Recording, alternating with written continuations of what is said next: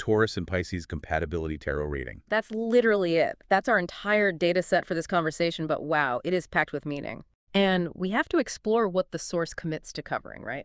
Which is the connection between Taurus, that practical earth sign, and Pisces, the intuitive water sign, and specifically how they connect when examined through the pretty sophisticated and structured lens of the tarot. We're basically deconstructing the promise made by whoever wrote this reading. Okay, let's break that down. We've got 4 key parts here. Taurus, Pisces, compatibility, and tarot reading.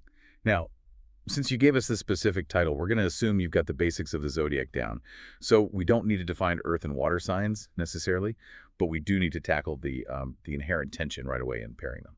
Yes, and that's what's really fascinating here, that essential conflict. Taurus is fixed earth. It looks for permanence, security. It's rooted in the physical, the material world. It's ruled by Venus, which, values beauty, pleasure, tangible comfort.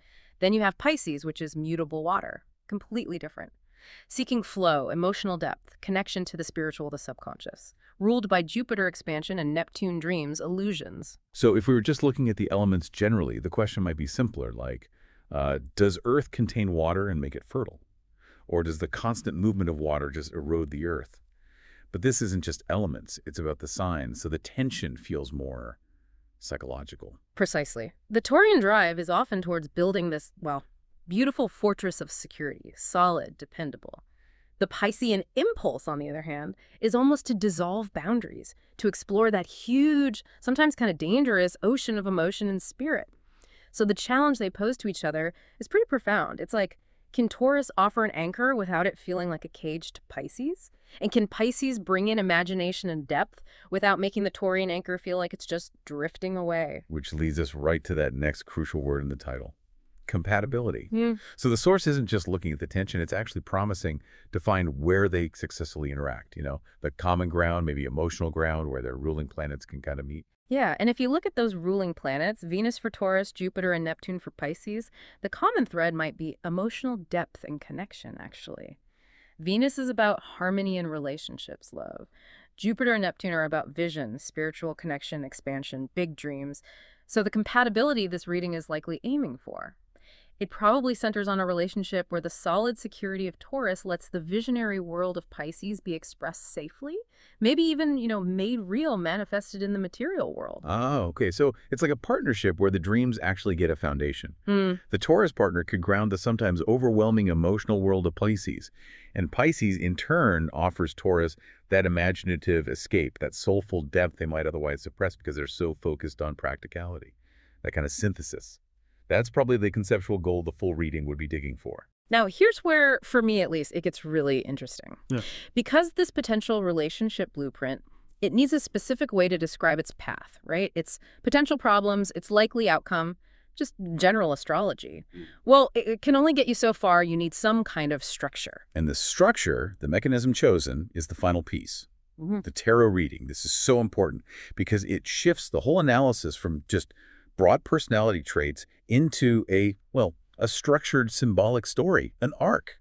The 78 cards suddenly become the language, the vocabulary used to describe all the little details of this earth-water mix. Think about the structure of a tarot reading itself. A successful compatibility reading, like the one this title promises, would almost certainly use a specific layout, something like a relationship spread, maybe. These are designed to map out the energy each person brings, their shared past, the main challenges, that kind of thing. Yeah. It's not just about fortune telling, it's more like mapping an emotional terrain. Right, which means the kind of depth you were looking for, providing this title, it goes way beyond just sun signs. You wanted the archetypes, didn't you? The language of the major arcana to define the purpose, maybe, of this connection. And then the minor arcana to show the day-to-day stuff, the practical mechanics of how it actually works, or doesn't. Yeah, and we can even anticipate certain archetypes probably showing up. For the Taurian energy, you might expect major arcana cards related to structure, security, material comfort. Cards like the Hierophant, maybe, representing tradition, established ways, or the Empress nurturing earthly abundance. These cards would sort of represent what Taurus brings to the relationship. And then, on the flip side, the Piscean contribution. That would likely be shown by cards linked to intuition, maybe sacrifice, the subconscious. The moon is such a classic Pisces card, right? Drives, illusions, navigating that inner world.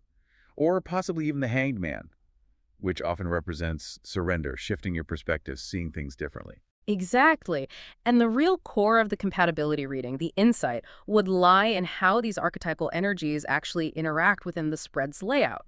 For instance, if you see the Hierophant, that Taurus card, land in a challenges position, well, that might suggest Taurus's need for fixed structure is actually maybe stifling Pisces. Hmm. Or if the Moon, that Pisces card, shows up in the joint outcome position, it could be a warning. Maybe the relationship risks becoming too detached from reality, too, based on fantasy or escapism. That mapping, that structure is just essential, isn't it? It stops the reading from being just, vague talk about finding balance. Yeah. It would likely use the suits, the pentacles representing earth and material stuff, and the cups for water and emotions to show the specific give and take in the relationship. Absolutely. If the reading showed, say, a whole lot of pentacles, you might think, okay, this relationship is maybe too focused on security, on the physical side, potentially blocking that Piscean need for spiritual connection. But if it's overloaded with cups, then it risks getting kind of emotionally swampy. Lots of feelings, but maybe not enough practical action, which could frustrate the Taurian need for things to be reliable and actually happen. Okay, but here's where we should probably bring in a little healthy skepticism, right? Isn't there a tension in using a really structured symbolic system like tarot, which has defined meanings and sequences, to analyze something as fluid and boundary dissolving as Pisces energy? Isn't it sort of forcing it into a box that doesn't fit? That seems like a core methodological challenge the source itself would have had to deal with. That's a really sharp point. The tarot is sequential, it is defined, but I think the beauty of a good reading, if it's done well, is that it uses that very structure not to trap, but to contain the Piscean fluidity, to give it necessary boundaries so it doesn't just become overwhelming or chaotic. You could say the tarot spread, by putting these energies into specific positions, actually creates that fertile ground that contains space the pairing needs to thrive. Ah, I see. So it provides the emotional roadmap, gives it shape. And the minor arcana, especially the numbered cards, they give the relationship a kind of timeline, a progression. You could potentially see the journey from the aces, which are like pure potential, all the way through to the tens, which often mean culmination or maybe even burden, and see that playing out in both the emotional realm, cups, and the material one, pentacles, at the same time. Let me give an example. Imagine the Five of Pentacles. That's often about material hardship, insecurity, very Turian concerns showing up near the Ten of Cups, which can mean ultimate emotional fulfillment, but sometimes also feeling overwhelmed by emotion, a very Piscean energy. Seeing those together might suggest that financial stress is actually the main thing driving emotional extremes in the relationship. You only really get that level of detailed insight through the tarot symbolic cross-referencing. So the source title you provided, Taurus and Pisces Compatibility Tarot Reading, it's really not just about two signs liking each other. It's a commitment to a deep structural analysis using a specific tool, the tarot, that can translate these planetary and elemental energies into a visual story about the relationship. It's basically analyzing the fixed versus the fluid, but using a fixed narrative system to do it. Pretty meta. Exactly. And if we zoom out to the bigger picture, what that title promises is a very specific, potentially personalized interpretation of how harmony might work between these two. It's a commitment to using symbolic language to map out the emotional and the practical landscape between stability and intuition, moving way beyond generalizations and into, well, archetypal detail. Okay, so let's quickly recap the specific subject matter we've really dug into here. We explored that necessary synthesis, that blend between the grounded earth sign Taurus and the intuitive water sign Pisces. And we looked at the chosen method of analysis, the complex, structured tarot reading, which promises to define their compatibility by mapping their conflicts and their potential cooperation onto the major and minor arcana. Right. And the real value here, I think, lies in just recognizing that analytical commitment, the promise to provide specific, maybe even actionable insights into how the sensual and the spiritual can possibly merge using this structured symbolic language. So what does all this mean for you, the person who gave us this fascinating title to explore?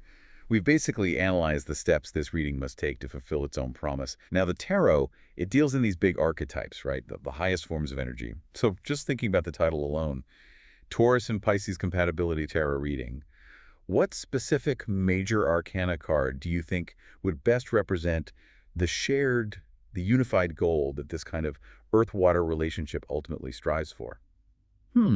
Were you maybe hoping the reading would point towards something like the star, which is all about hope and vision realized, or perhaps temperance, signifying that perfect, harmonious balance between the elements? That question right there, defining their shared ultimate archetype, that's really the next level for your own deep dive.